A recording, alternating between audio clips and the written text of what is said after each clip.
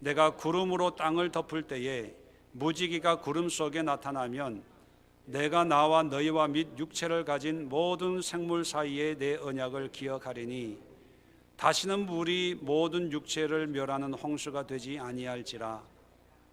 무지개가 목 사이에 있으리니 내가 보고 나 하나님과 모든 육체를 가진 땅의 모든 생물 사이에 영원한 언약을 기억하리라.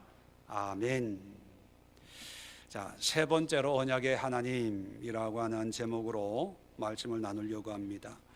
계속해서 하나님의 언약에 관해서 우리가 살펴보고 있는 이유는 이런 언약을 친히 제정하시고 언약의 대상이 안 될 피조물인 우리 인간에게 계약을 맺으시는 그런 하나님의 모습을 보면서 하나님은 어떤 분인가, 또 하나님은 이런 계약을 통해서 우리에게 무엇을 원하는 것인가를 알기 위함입니다.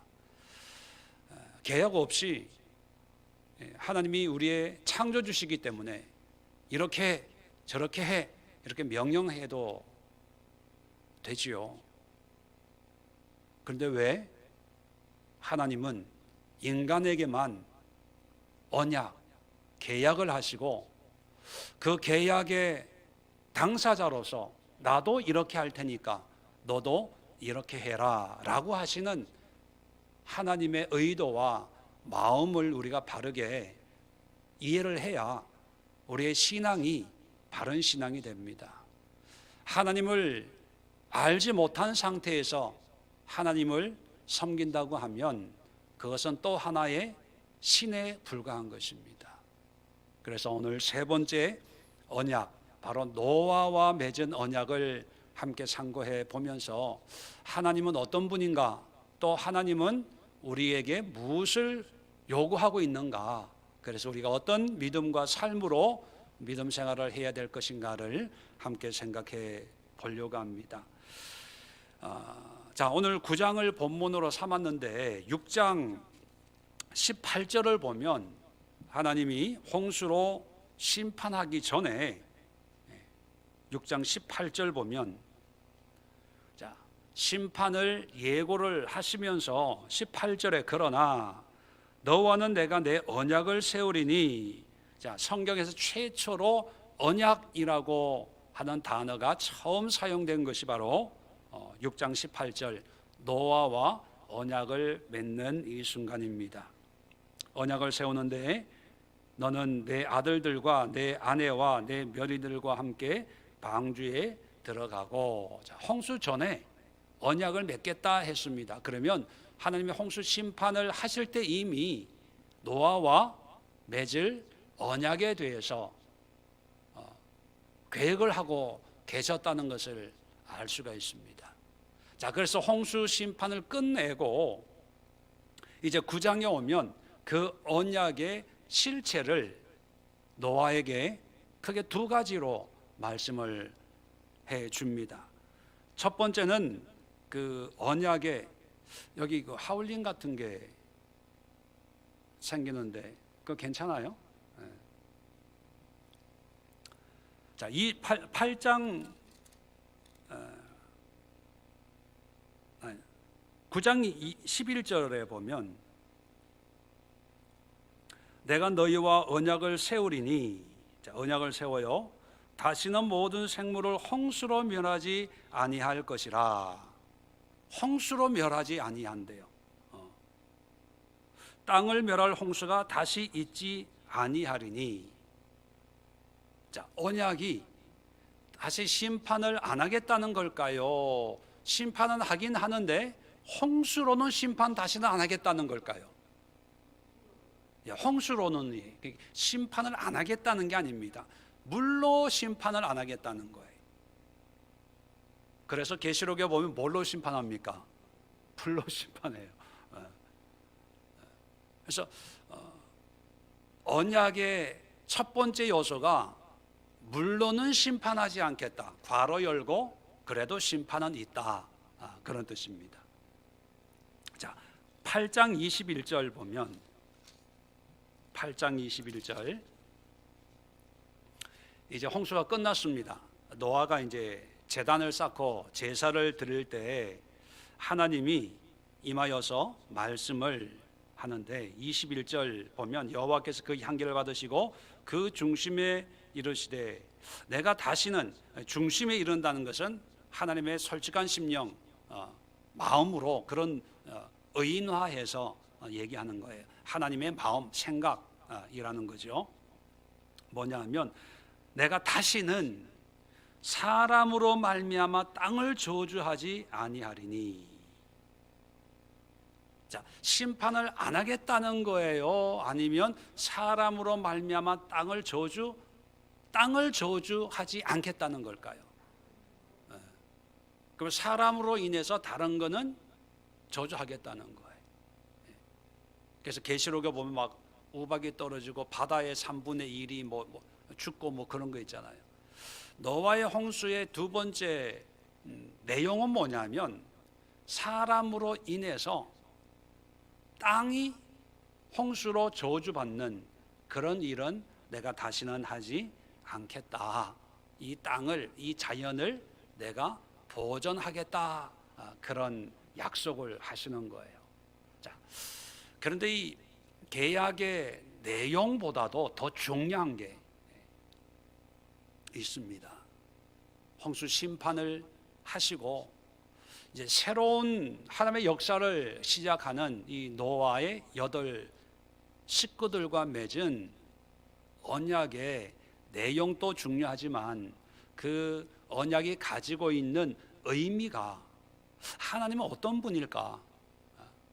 그 4가지 의미가 있는데, 첫 번째 오늘 본문을 보면 이런 언약을 지키겠다라고 한 증거를 보여줍니다. 12절 끝에 보면 언약의 증거는 이것이니라. 13절에 내가 내 무지개를 구름 속에 두었나니 이것이 나와 세상 사이의 언약의 증거니라. 이제 무지개가 등장을 합니다. 자, 이게 증거예요. 언약, 하나님이 약속을 지키겠다 하는 증거인데, 자, 이 증거, 하늘에 무지개가 떠 있어요. 이 증거는 사람이 보라고 만든 걸까요? 하나님이 보겠다고 만든 걸까요? 자세히 보세요. 14절에 보면 내가 구름으로 땅을 덮을 때에 무지개가 구름 속에 나타나면 내가 나와 너희와 및 육체를 가진 모든 생물 사이 내 언약을 기억하리니. 자, 무지개가 나타나면 기억하는 주체가 사람입니까? 하나님입니까? 하나님이에요. 그래서 기억에 다시는 물이 모든 육체를 멸하는 홍수가 되지 아니할지라. 자, 16절에 또 얘기합니다. 무지개가 구름 사이에 있으리니 내가 보고 나 하나님과 모든 육체를 가진 땅의 모든 생물 사이에 영원한 언약을 기억하리라. 자, 기억의 주체가 인간이 아니라 하나님이에요. 좀 이상하지 않아요? 하나님이 계약을 주도하시면서 증거로 내가 기억할 거야 이런다는 거예요. 우리가 일반적으로는 내가 이렇게 너희와 언약을 맺으니까 증거로 구름을 하늘에 띄울 테니까 너희는 무지개를 볼 때마다 너희는 나와 맺은 언약을 기억해야 돼. 이래야 정상이잖아요. 아니, 그러면 하나님은 계약을 맺었다가 잊어버릴 수 있다는 얘기야? 이렇게 생각할 수도 있고 오해할 수도 있어요. 기억하게 되니까 무지개가 없으면 하나님도 깜빡깜빡 한다는 얘기인가? 이렇게 의문이 생길 수 있잖아요.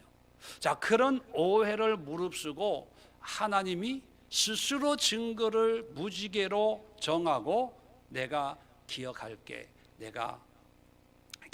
하는 의도는 뭘까요? 하나님이 깜빡깜빡해서가 아니라 확실하다는 거예요. 잊지 않겠다는 거예요. 반드시 이렇게 지켜 행하겠다는 거예요. 그러니까 너희도, 나도 기억할 테니까 너희도 기억해야 돼. 어떻게? 반어법적으로 너희들은 기억해 이렇게 하는 것보다 내가 보고 내가 기억할게, 내가 잊지 않을게 이렇게 말씀하는 것은 이 언약이 반드시 이루어지고 내가 보증한다. 내 마음 변치 않아. 내 마음은 확고해. 반드시 이렇게 될 거니까 그 다음이 중요합니다. 나를 믿어. 왜냐하면 홍수의 이유가 뭡니까? 6장에 보면 사람 지은 것을 한탄하셨고 근심하셨다 이렇게 얘기합니다. 너무 악하니까. 그래서 심판하는 거죠. 그래서 다시 시작하는 이 노아 가족을 향해서 내가 확실하게 기억하고 이렇게 이 계약을 지켜나갈 테니까 너희는 나를 믿고 내가 하라는 데만 해. 왜 나를 못 믿고 자꾸 너희는 세상을 쫓아가냐? 세상을 의지하지 말고 나를 의지해. 비 온 뒤에 하늘에 무지개가 생기면 그때마다 나는 너희와 맺은 언약을 기억할 테니까 결코 잊지 않을 테니까 너희는 나를 좀 믿고 의지하고 순종하고 따라. 또 세상 따르지 말고 세상 유행 쫓지 말고 세상에 눈에 보이는 달콤함에 속지 말고 나를 좀 믿고 신뢰해줘.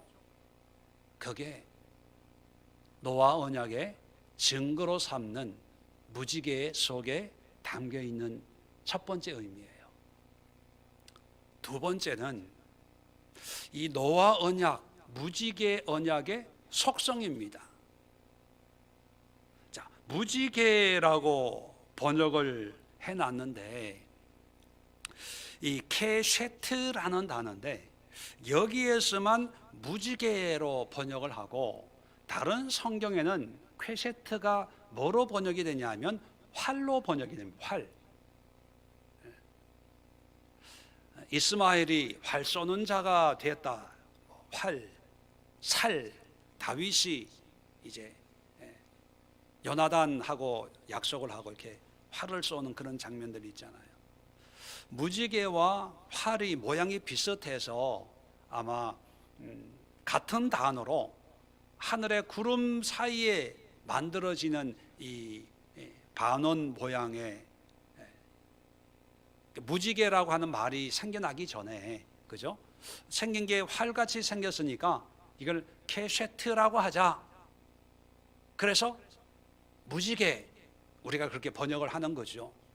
원어에는 그냥 퀘쉐트예요. 그래서 이것을 번역한 다른 여러 가지 성경 번역본이 있지 않습니까? 어떤 성경책은 무지개로 번역하지 않고 영어 성경에 활로 이렇게 번역을 하는 그런 성경도 있습니다. 레인보우가 아니라 보우, 보우가 활이거든요. 왜 하나님은 언약의 증거로 활과 비슷한 의미를 가지고 있는 모양을 가지고 있는 굳이 무지개에다가 그 증거의 표시로 삼았을까 하는 거예요. 활이 가지고 있는 의미는 뭡니까? 사냥을 한다든지 전쟁을 하는, 한마디로 살육의 도구예요. 첫 시간에 말씀드렸지만 언약이라고 하는 그 개념이 바로 죽음을 전제로 하는 거예요. 베리트라는 단어가 계약인데 원어적으로는 쪼갠다, 가른다는 뜻이에요.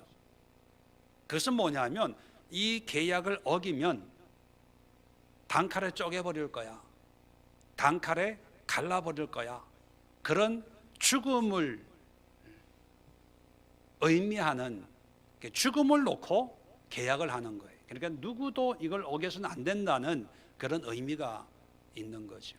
그래서 아브라함과 하나님이 계약을 맺을 때도 짐승의 사체를 반 갈라놓고 이제 하나님의 임재를 기다리는데 불로 하나님이 지나가는 그 사이를 지나가는 그런 장면이 성경에 소개되기도 합니다.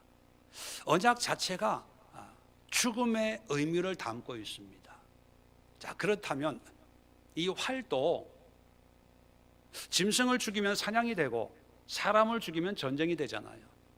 하여튼 어떤 죽음의 도구로 사용되는 것이 활인데, 이 활이 무지개가 어디로 향하고 있을까요? 땅을 향해서 만들어져요? 하늘을 향해서 만들어져요? 네. 무지개에다가 화살을 먹인다면 화살이 날아가는 방향이 땅이 아니라 하늘이에요.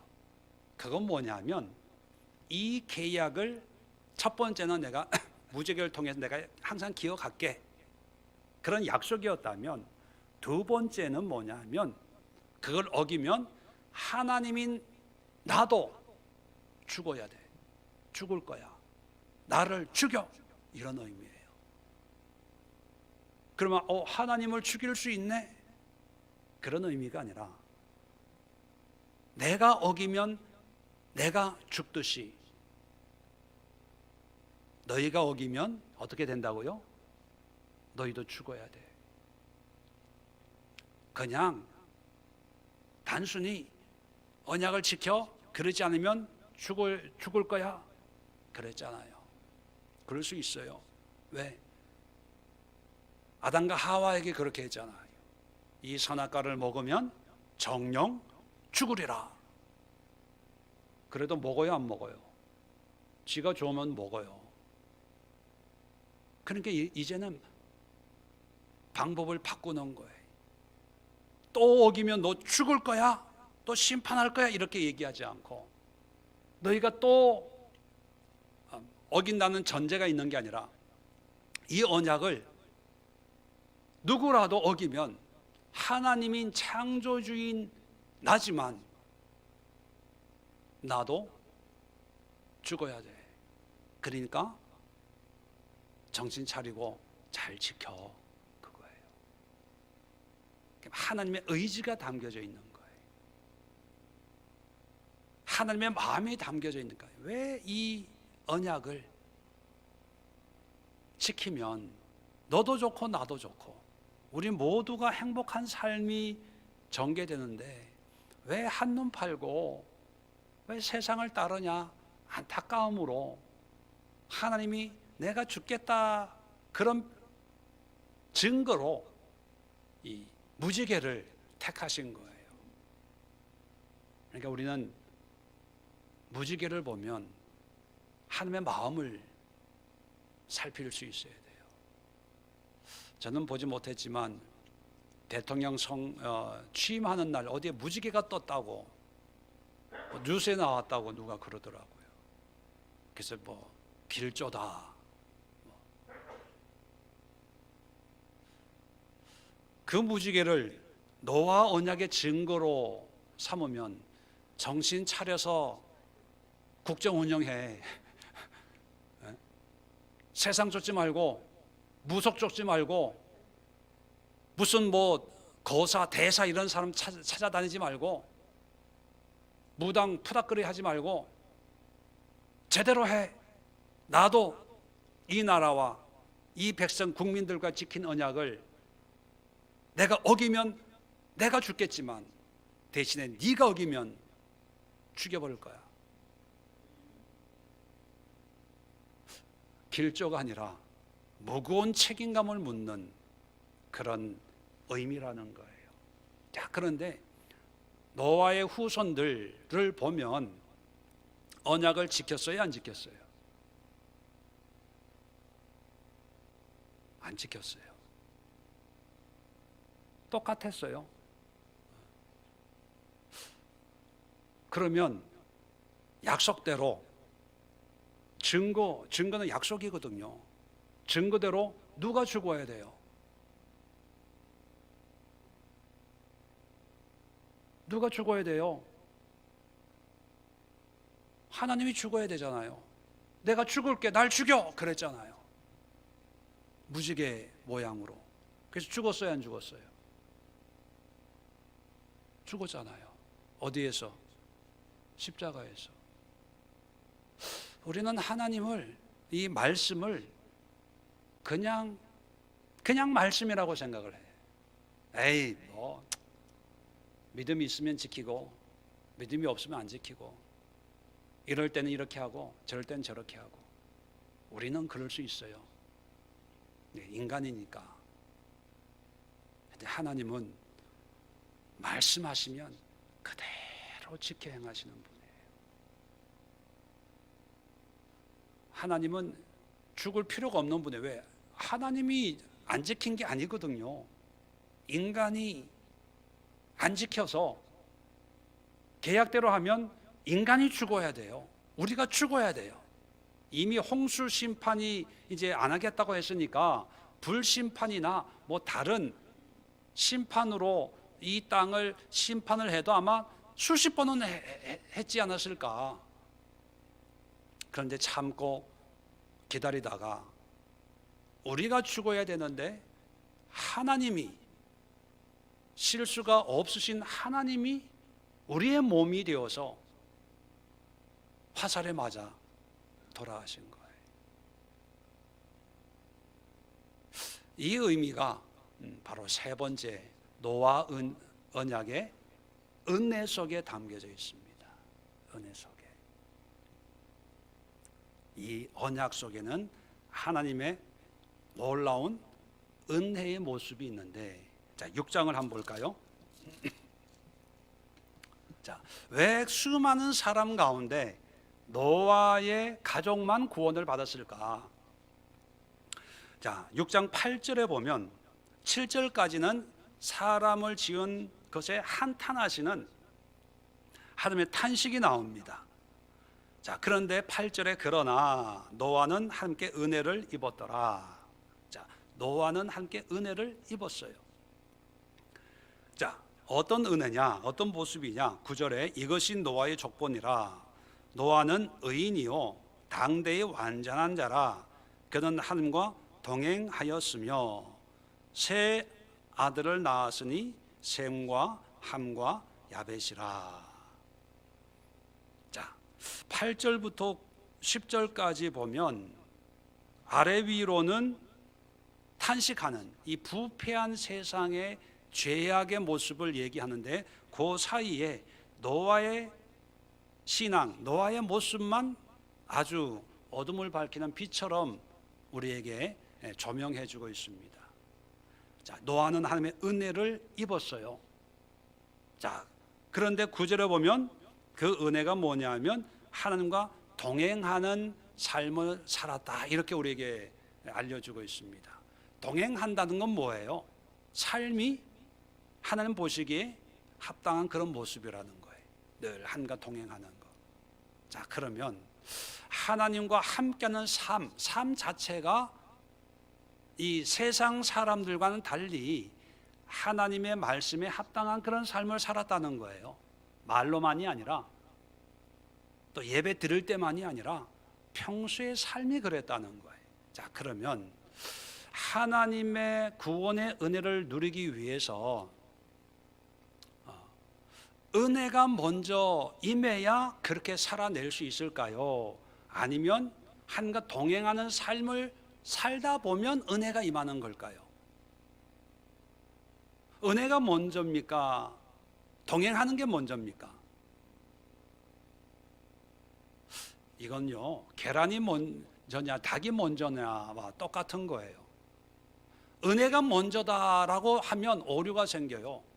내가 지금 이렇게 사는 거는 뭐가 아님해서, 은혜가 아님해서 이러는 거예요. 은혜가 임하면 나도 열심히 할 수 있어, 이렇게 되는 거죠. 또 동행이 먼저면 내 노력, 수고, 하나님과는 상관없이 내가 먼저 뭔가를 해야 하나님이 기뻐하신다, 이런 또 우리 구원의 오류에 빠지게 됩니다. 그래서 뭐가 먼저냐가 아니라 은혜와 하나님과 동행하는 삶이 서로 상호 보완적인 거예요. 앞서거니 뒤서거니. 자, 그래서 이것을 한마디로 이렇게 표현할 수가 있습니다. 노아는 세상 속에서 하나님의 백성으로 살았다.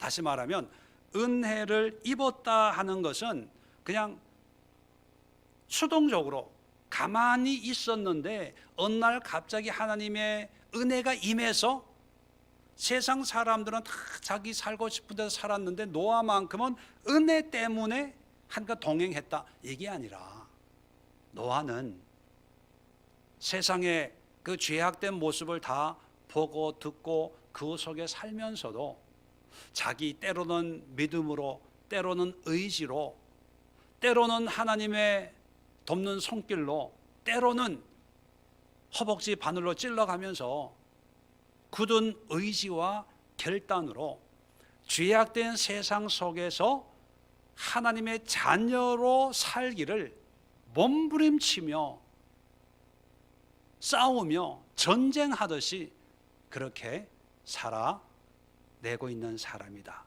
이렇게 표현할 수가 있습니다. 그런 사람에게 보세요, 노아가 하나님의 은혜를 입고 하나님과 동행했더니만 그 가족들이 더불어서 구원을 받아요. 이게 노아 언약의 하나님이 베푸시는 은혜입니다. 그렇다고 해서 구원이 믿음 좋은 사람 바지가랑이 붙들고 청 간다는 개념이 아니에요. 이 구약 시대, 노아 시대는 아직 구원의 어떤 구체적인 신학이 정리가 되지, 물론 하나님의 생각은 정리가 되어 있겠지만 성경적으로는 정리가 되어 있지 않는 그런 상황이거든요. 자, 그런 상황에서 노아를 통해서 우리에게 활이라고 하는 그 상징물을 인간들에게 보여주면서 이 언약을 어기면은 하나님이 나도 죽어.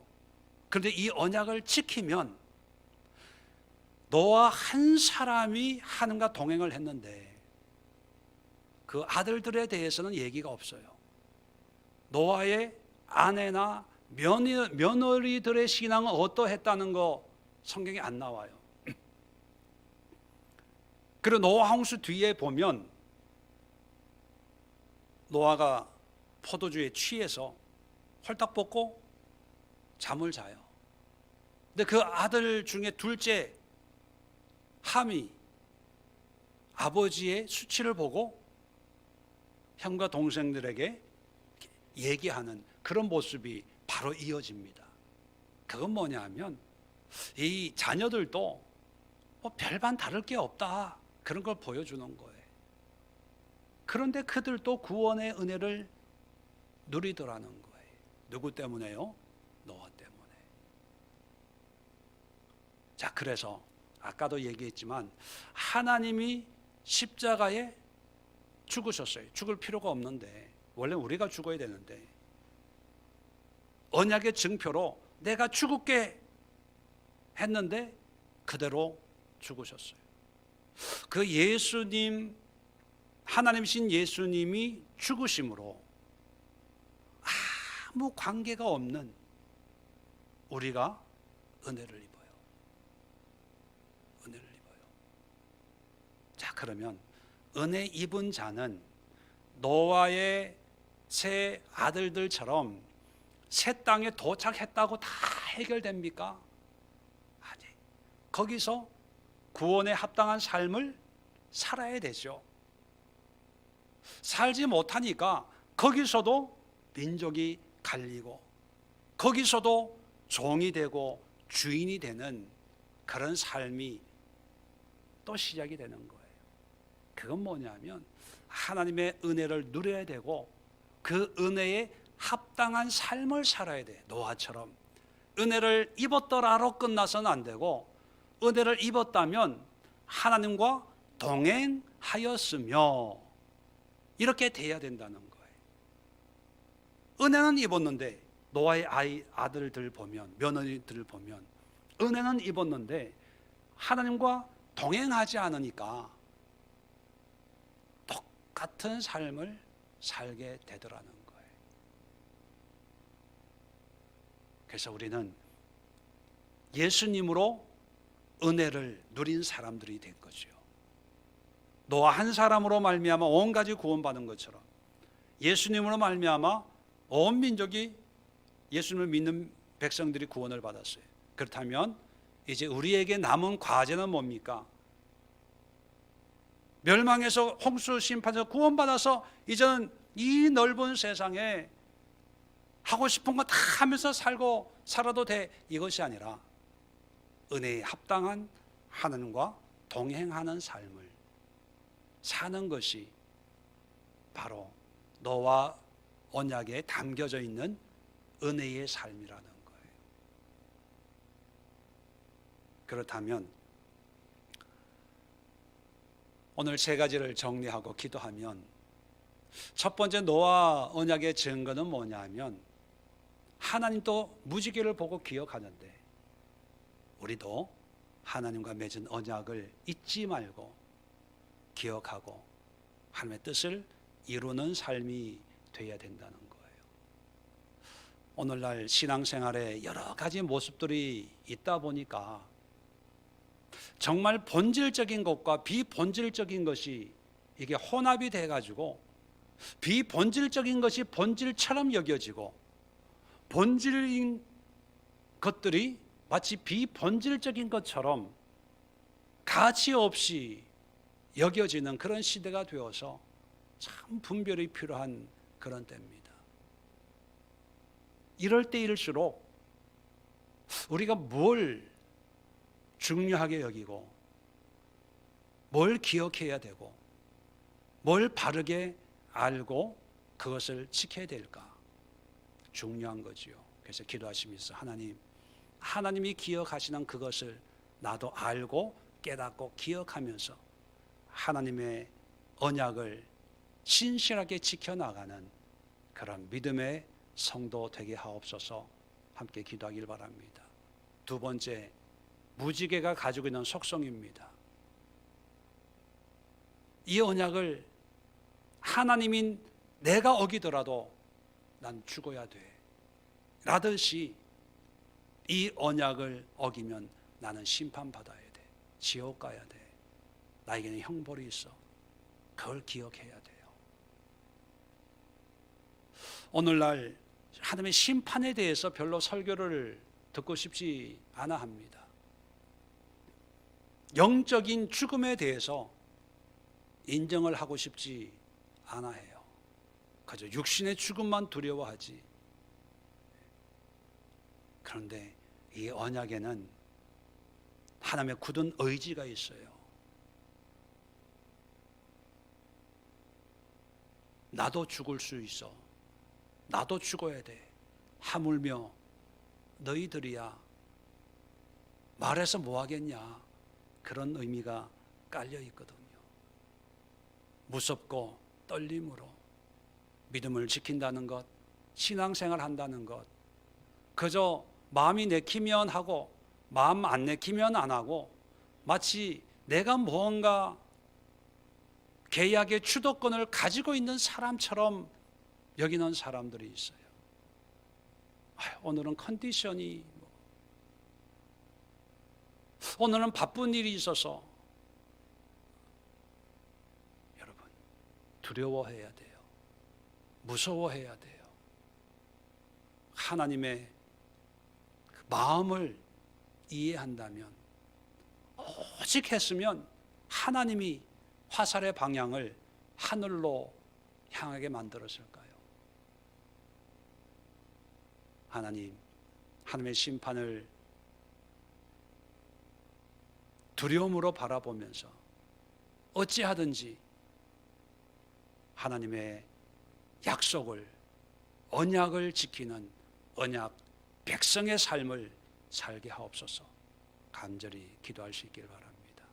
세 번째, 무거운 것만이 아니라 이런 언약 속에 하나님의 사랑과 은혜가 담겨져 있어요. 한 사람으로 말미암아 온 가족이 구원받은 것처럼 예수님으로 말미암아 내가 구원받았네요. 이것이 하나님의 은혜입니다. 이제 은혜에 합당한 삶을 살게 하옵소서. 구원 받은 거에 너무 감격해서 방자히 행하지 않고 구원의 의미를 깨닫고 그 의미에 합당한 삶을 살아내는 그런 성숙한 은혜의 백성이 되게 하옵소서. 우리 함께 기도하도록 하겠습니다. 자리 정돈하시고 영상을 통해서 함께 말씀을 나누시는 분들도 이 노아와 맺은 하나님의 언약의 의미를 다시 한번 생각하면서 함께 기도하시고, 또 기도하시면서 우리 환우들을 위해서 기도해 주시고, 또 우리 성도님들의 영적 성장을 위해서 함께 기도해 주시고, 또 이 시대를 위해서, 나라를 위해서, 또 선교지를 위해서 함께 기도해